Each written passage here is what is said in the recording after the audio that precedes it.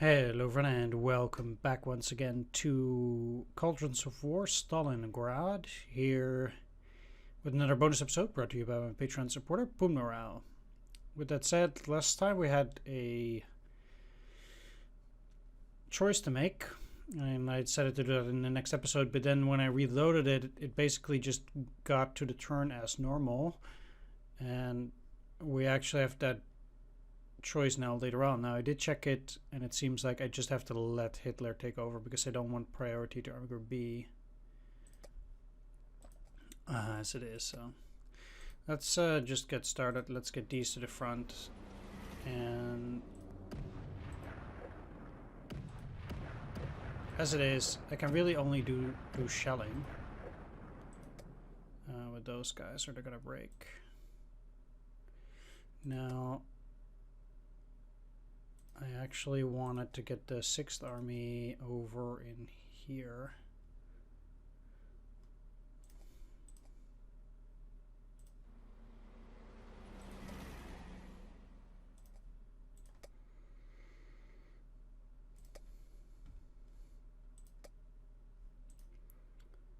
And I kind of need to get these to the Serafimovich bridgehead.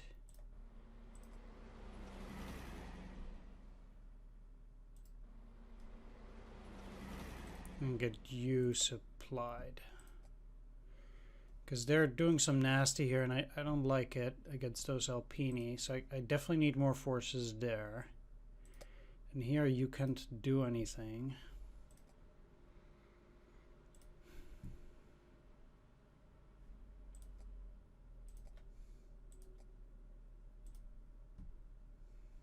There's bad weather here.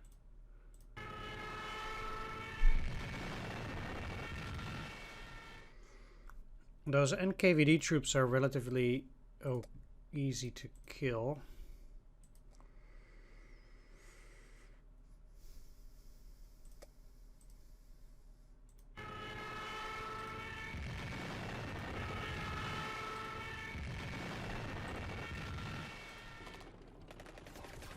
Let's do a blitz. I can still progress. The Volga is reached. The Wehrmacht can now dream of capturing Astrakhan. Great. I mean, this is still bothering me, obviously. Astrakhan. Marines. I've used all my command points. Yeah, exactly. Don't know how powerful they are. We'll see. They have nothing in the south itself. They have forces at Stalingrad. 51st Army is reformed. 28th Army is reformed. And they have a bunch of units there. Those reformed armies, that kind of sucks because it makes things difficult. In the center, they got air superiority here.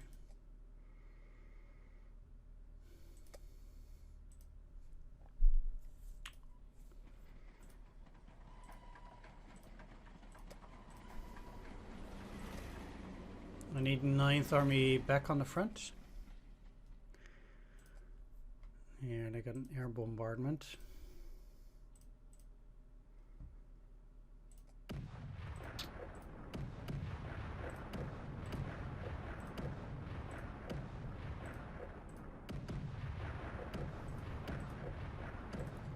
Just doing anything to weaken the enemy, really.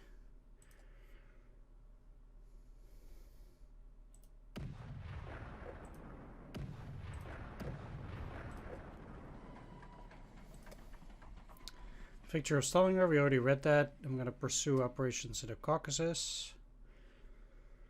And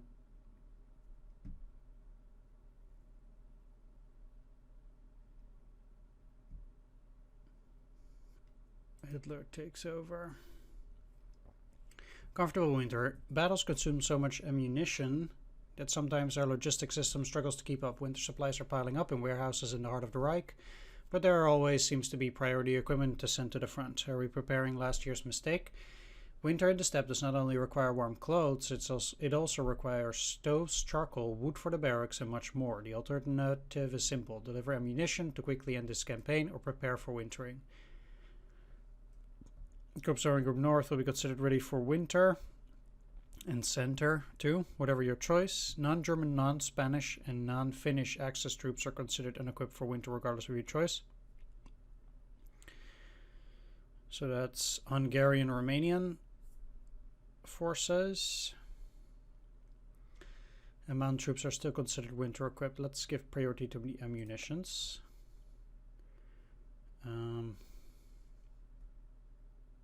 Okay.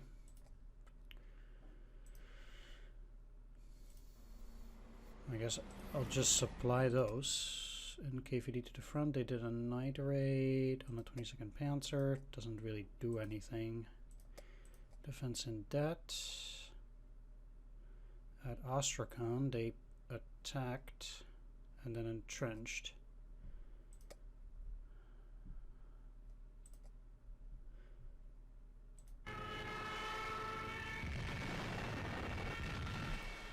It's a bloody shame I cannot go in there.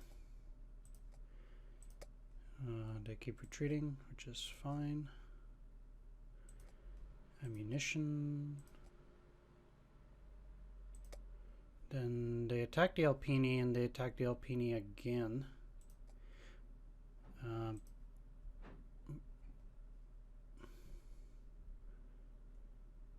mean, I can't really do a whole lot else than just to resupply these and keep them at the back. With just 1 point, that is a bit tricky. And now they have that too. I don't know why they have only one. Like, one is pretty low. But, okay. Third Army retreat.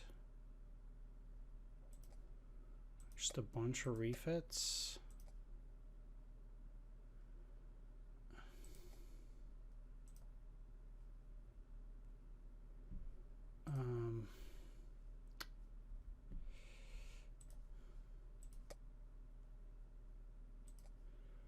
Also, like the fact that I have 7 in the north now is...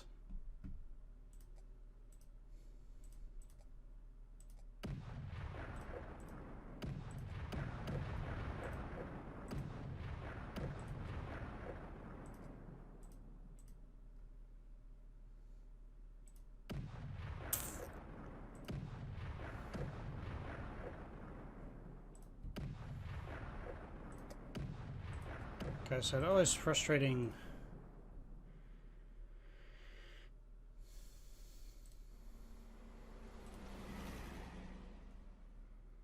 When it doesn't help.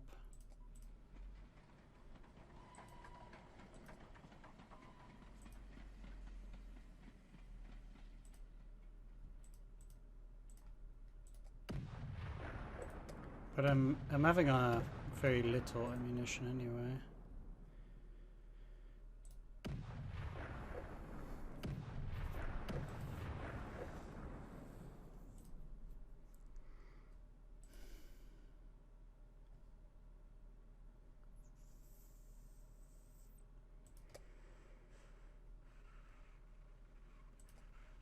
I probably should be sending some to Army Group B.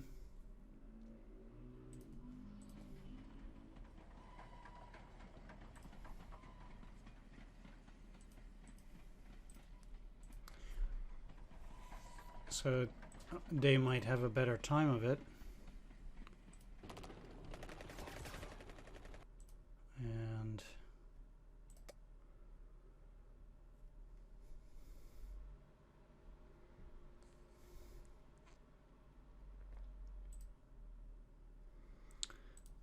I should also be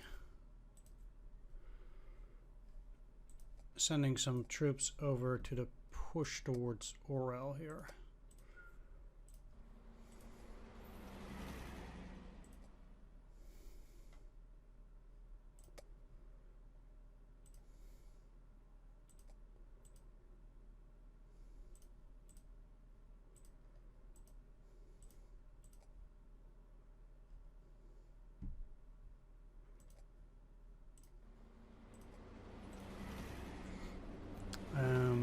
Astrakhan has fallen. The capture of this major Volga port should severely hamper Soviet logistics and place the Red Army in an untenable position in the Caucasus.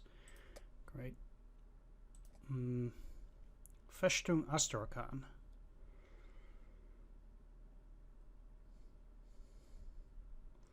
The city... Oh, the Nazi power imagined the city as an outpost of the Germanic limes in the east.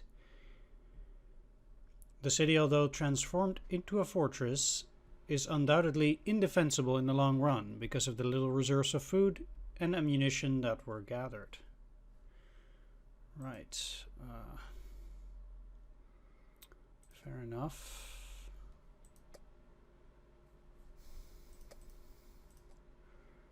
This is a bit weird, but again, only have one. Yeah, now they killed those Alpini. I don't know also how they managed to always attack that unit in that sense. Like, they seem to perfectly be able to target those guys. Maybe these guys are at the back. Not saying that it shouldn't be like this, but... Okay. Yeah, it just seems a bit weird to me.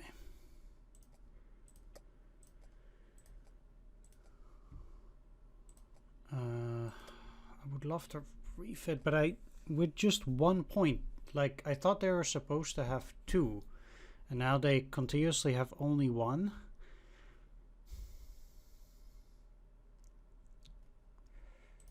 Oh.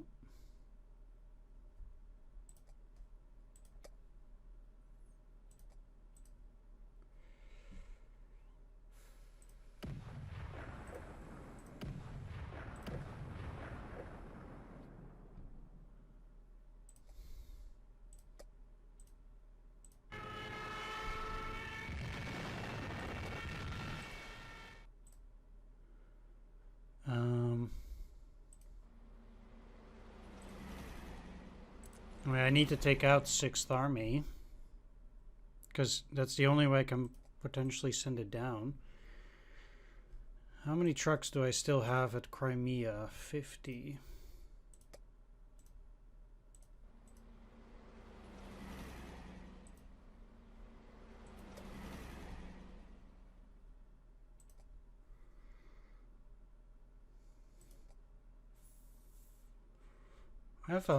They have a lot of armies there.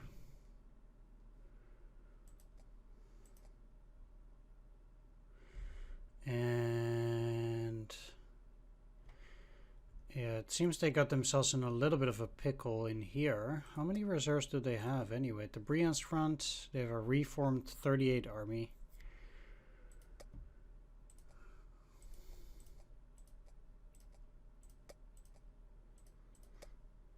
No other reserves there. I really do wonder how many, or yeah, how much stuff they have, just in general.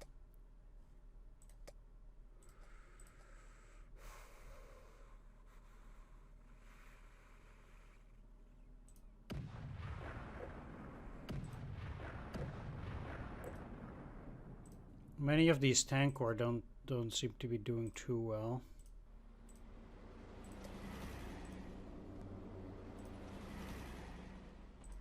They'll go to the back, refit a bit.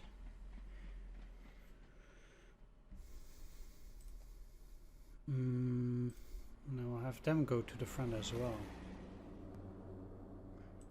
Now here...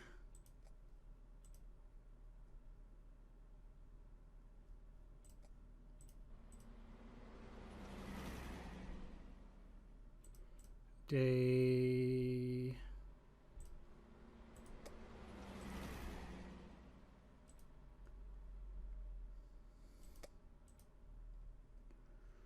need to go to the strategic reserve.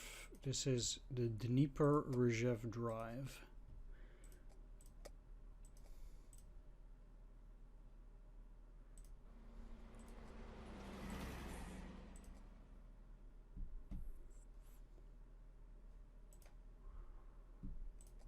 And I'd need to bring these guys some supplies. Like, they're dug in, that's nice, but...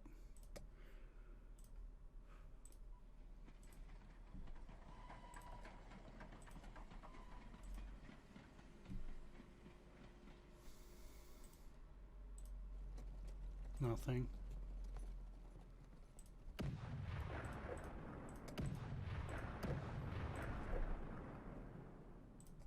First of October. Like albatrosses, the impressive losses on the Eastern Front must be compensated one way or another.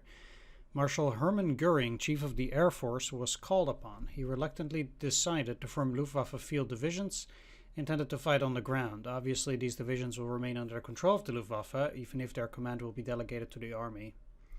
The Marshal indeed fears that his men, who personify the National Socialist ideal, would be corrupted by the army's reactionary spirit. It is with new equipment and dapper uniforms that these divisions are sent to the front. The Luftwaffe's recruiting criteria are high, but these troops, formed from volunteers and Luftwaffe ground personnel, are unlikely to be prepared enough for the grisly infantry fighting on the Eastern Front. I'm gonna send them to the south. They still have only one. It pretty much means I need to refit 4th Army. That's the only thing I can do then. At least they get kind of mauled attacking 1st Panzer, which is good because I only have one thing to do there.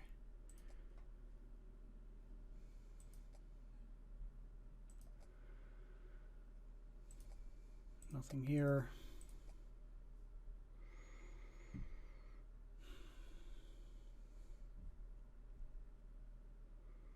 I have to say, it feels like a bug to me. Like, I feel like I should have at least 2, and now that, because of this Hitler takes over thing, I constantly have 1. I'm just not sure, but it seems very weird that this is the way it's gonna go.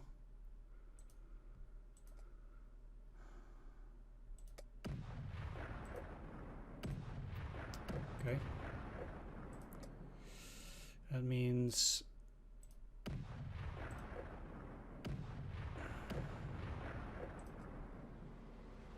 like this is really harsh, but it kind of feels like I have very little other choices. I'm not. I need a unit with at least some artillery potentially, but these guys don't have that.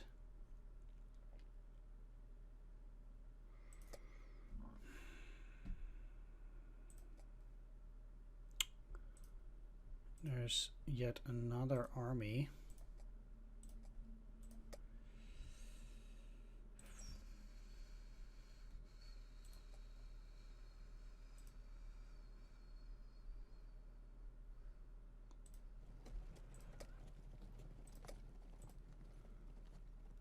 Let's send the 6th Army to the Battle of the Terek.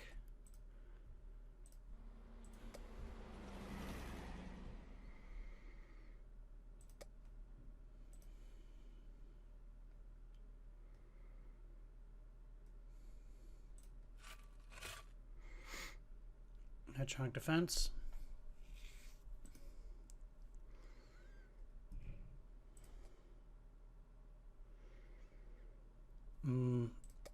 I'm basically looking to prepare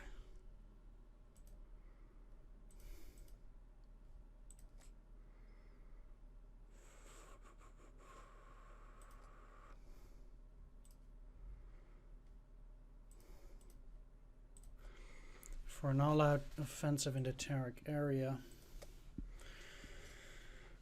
Well, let's keep looking here. So 27th and 59th Army didn't get a whole lot. They dug in. The attack lost 2. Need to do some resupplying there. The attack group S back, and the 33rd actually got stuck in there, which is good. Let's refit. Go to the front.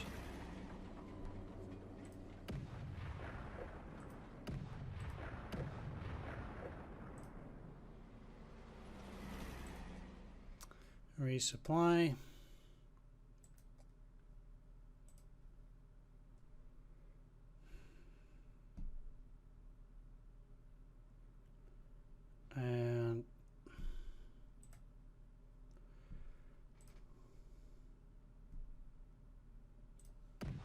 Nothing.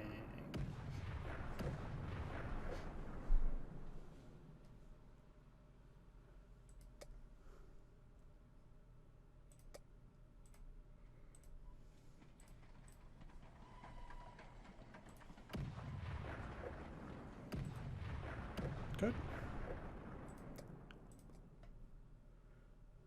And the Dnieper drive is where I would need to send some.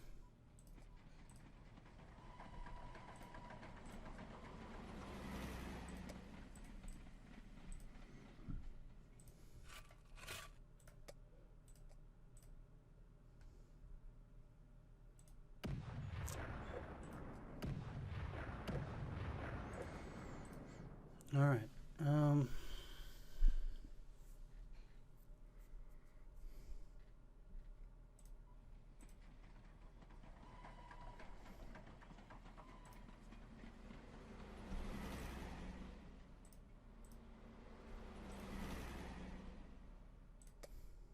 Real panic. The gigantic traffic jam paralyzes the rail network.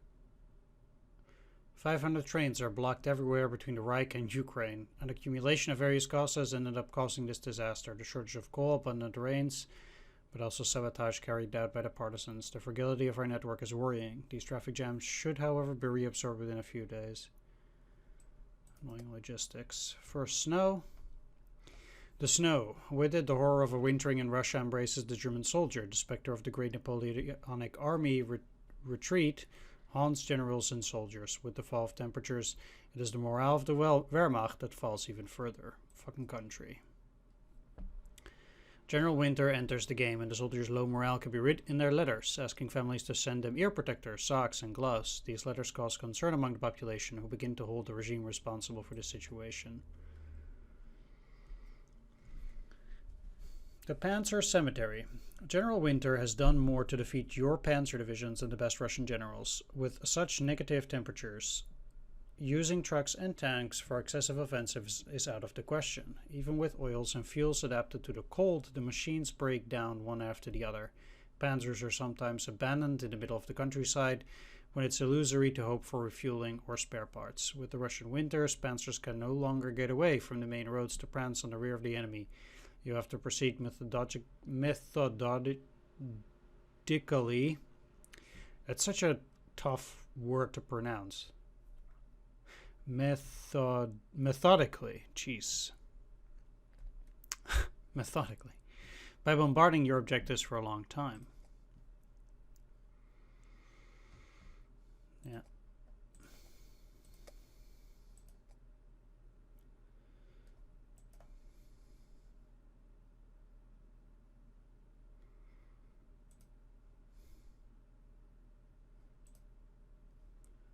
Right. They just did a bunch of retrenchment there.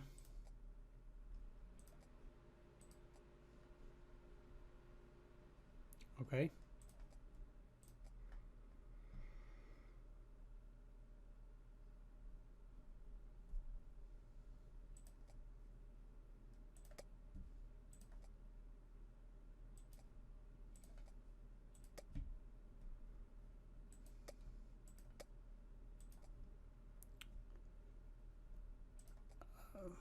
Okay.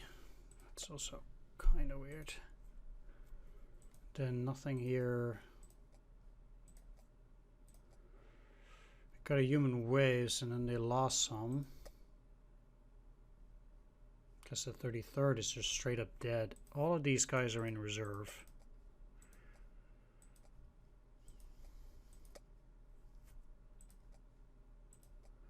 Nothing here.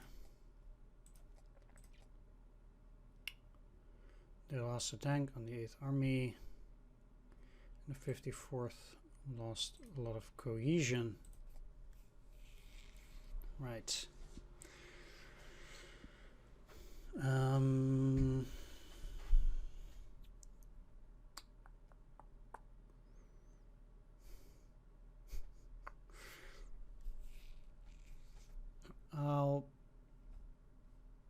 I think I'm just gonna wrap things up here. Well, thank you for watching. Hope you enjoyed this. If you did, please do consider leaving a like, comment, or subscribe. Special shout out to my Patreon supporters: Pooner Out, Dungeon Pastor, Sea Data, Swords, Mandingo, and Tomislav Trillian. Thanks for watching, everyone. Take care. See you next time. Bye-bye.